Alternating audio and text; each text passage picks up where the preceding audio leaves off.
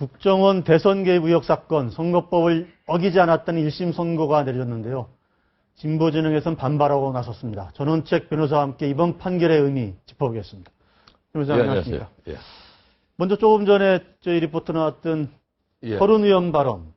이게 또 좀 논란이 되네요. 지금 국회 정상화를 위해서 의장이 주재한 자리에서 저 발언이 나왔는데, 대통령이 연애했다는 말은 거짓말이 아니라고 생각한다. 라면서 거짓말이라는 표현을 거짓말이 아니라고 생각한다가 아니고 거짓말이라고 생각한다 이렇게 얘기를 했죠. 네, 거짓말이라고 생각한다. 예, 말을 제가 잘못했네요. 그런데 지금 이제 장삼 이사들이 그 술자리에서 이 대통령과 또 대통령의 비선라인의 그 한 분이라고 언론에서 자주 거론되는 정윤회 씨가 따로 만난 것이 아니냐. 이런 이제 그 쓸데없는 이 관음적인 얘기들이 막 떠돌아다니는 거예요. 그런 얘기를 누가 만들어냈느냐.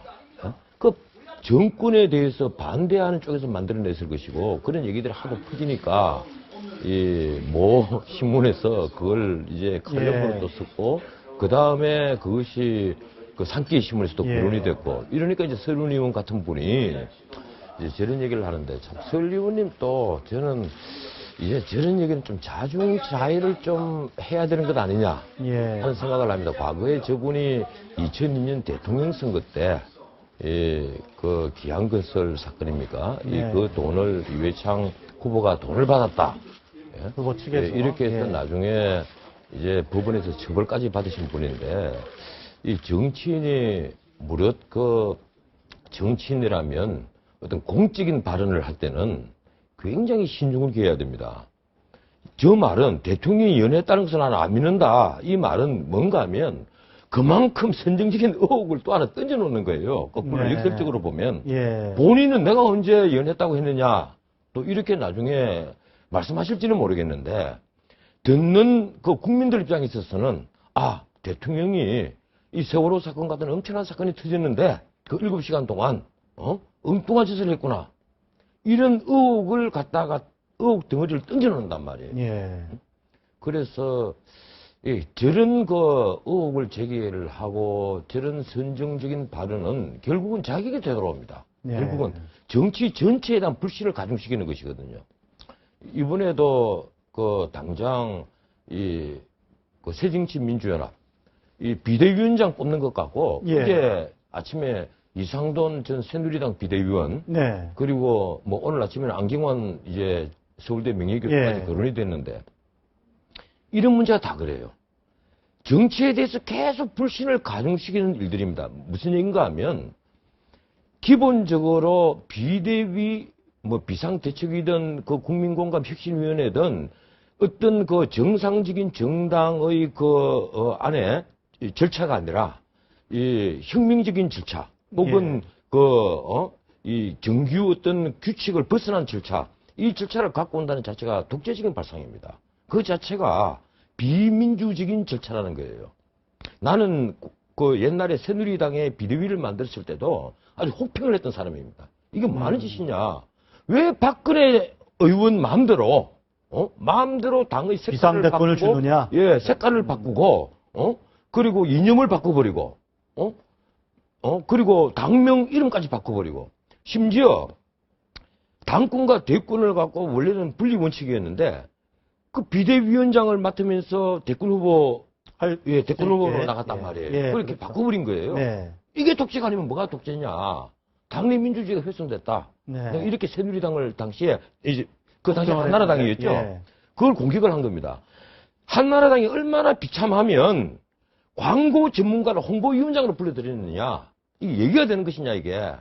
그래도 뭐 결과는 괜찮았다. 내가 혹평을 했는데 우리가 이제 차선을 선택하는 게 선거니까 차선보다는 차악을 선택하는 게 선거니까. 그리고 지난 선거는 진보 보수의 대결이 아니라 좌우의 대결이 되어버렸어요. 진보 진영과 진보 진영입니다. 경제 정책만 두고 본다면 그게 구분이 안 되니까 결국은 대북 정책 이런 걸 두고 좌우 대결이 되는데 그게 가세를 해준 게 이정희 후보였어요.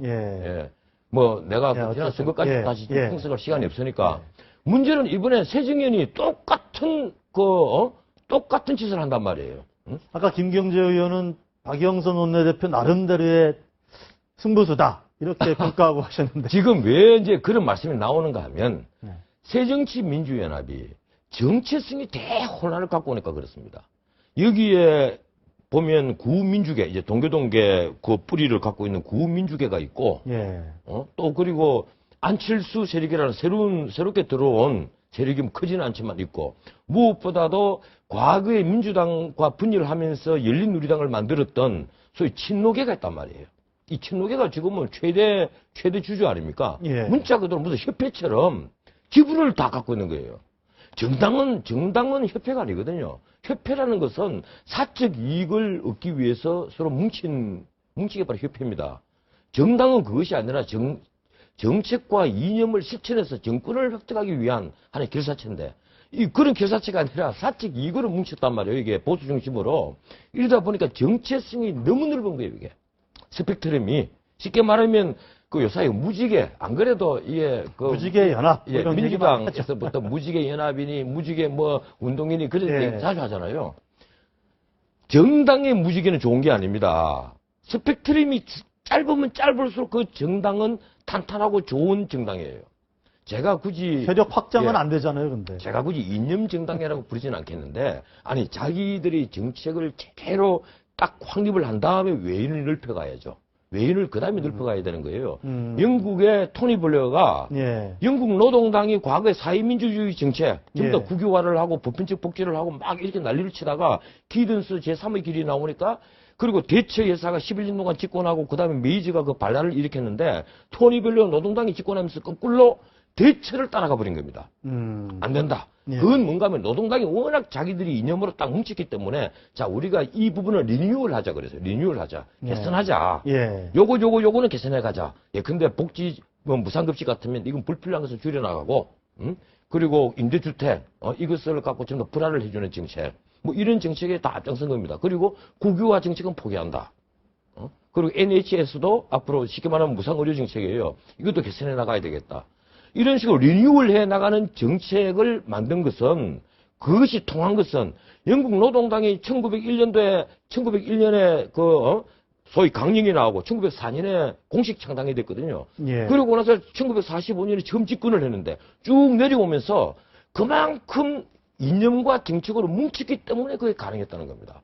그런데 우리 지금 새정치민주연합 자기 정체성을 잃어버리지 않으면서 기본적으로 예. 이 과거에 예. 원래 뿌리인 한민당은 예. 보수 야당이었단 말이에요. 네. 이게 신민당까지 예. 유진산 선생 그리고 김영삼, 김대중의 신민당까지 보수 야당으로 내려왔어요. 이것이 나중에 김대중 선생이 집권하고 나면서 예. 김대중 대통령 시대 때부터 변질이 시작됩니다. 쉽게 말하면 진보 그룹들이 그 정당에 대거 들어오기 시작을 해요.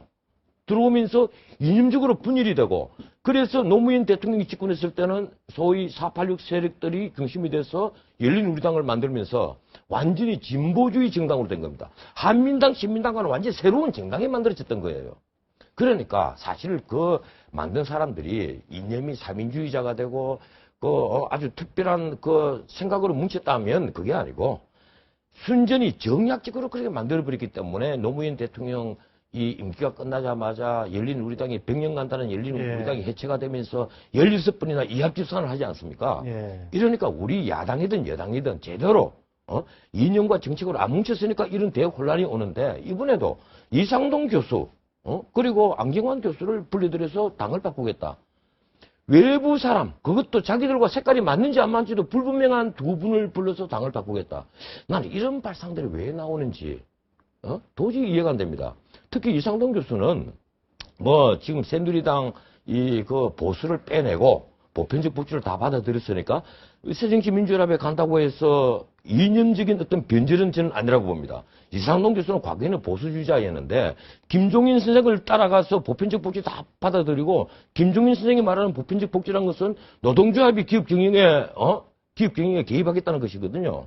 그러니까 문자 그대로 사민주의예요. 예? 그 정책에 다 동조를 해서 새누리당 보수 빼내고 빨간 색깔 다 입히는데 일익을 담당했던 분이 느닷없이 지금 다시 새정년으로 간다? 그리고 이념적 변절은 아니라고 봐요. 한 번 그때 바뀌었는데 예. 그 상태를 나는 유지하고 있다고 보는데 잘 보면 미국의 리버럴, 잘못 보면 사민주의를 그냥 뭐 발을 걸치고 있는 그 정도로 저는 보는데 그분이 최소한 어떻든 새누리당과 새정치민주연합이 지금 대립하는 두 정당인데 이쪽 편을 들다가 이쪽 편으로 가는 것 그걸 어떻게 봐야 되느냐? 그건 정치적으로 보면 도덕적 타락으로 봐야 되겠죠. 그래서 이번에 거절한 건 정말 잘된 겁니다. 정말 잘하신 거예요. 본인을 위해서라도. 전 그렇게 봐요. 그런데 어떻든 이런 그 비대위를 만들어서 당을 개혁한다. 이런 짓 하지 말고 내가 이게 새정치민주연합 뭐 이 민주당으로 아마 다시 개명하겠지만 제가 강력하게 제가 그 고언을 하나 드리자면 이 각파 보수들이 뭉쳐서 그걸 하면 돼요. 난상 토론을 해서 정체성부터 제대로 확립을 해라. 그게 바로 개혁의 첫 단계입니다. 그리고 두 번째 당내 민주주의를 확보를 해라. 당내 민주주의가 확보가 되고 정체성이 확보가 되면 그 정당은 저절로 대한정당이 되고 저절로 국민의 지지를 받습니다. 이 문제를 얘기를 했던 게 바로 한상진 교수였습니다. 예. 근데 그런 한상진 교수의 고언은 다 배척해버리고, 한상진 교수가 직접 이런 식의 얘기는 안 했지만 그 말씀의 뿌리는 이런 데 다 있거든요. 최장집 선생이 하시는 말씀도 다 똑같은 거예요. 당내 민주주의를 먼저 회복을 하고 정당 민주주의가 되어야만 국가의 민주주의가 되죠. 그런데 그걸 지금 비대위라는 것이 과연 정당 민주주의에 맞는 얘기냐 아니라는 겁니다. 그건 정당 독재에 맞는 비대위가 너무 위원장의 권한이 너무 막강하고 또 길어요. 내년 1월까지. 비대위라는 건 사실 비상기간 동안 하는 건데 예.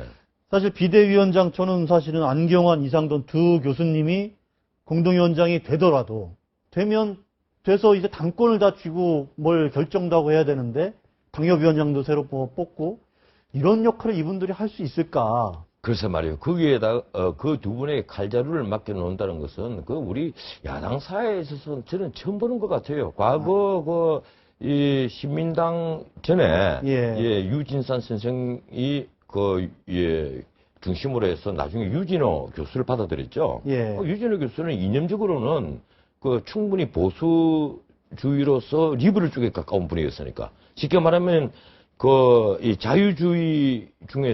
자유주의자 중에서 우파였단 말이에요. 예? 뭐 이런 분이었으니까 충분히 신민당과 함께해도 상관이 없었죠. 그 무렵에 김홍일 장군도 받아들였잖아요. 예. 그 외부 인사를 그렇게 받아들였지만 이런 식으로 정권을 줘서 모든 것을 다 전단하도록 만드는 그런 비대위를 준 건 아니었죠. 지는 않을 것 같은데. 조금 다른 얘기 해보시죠.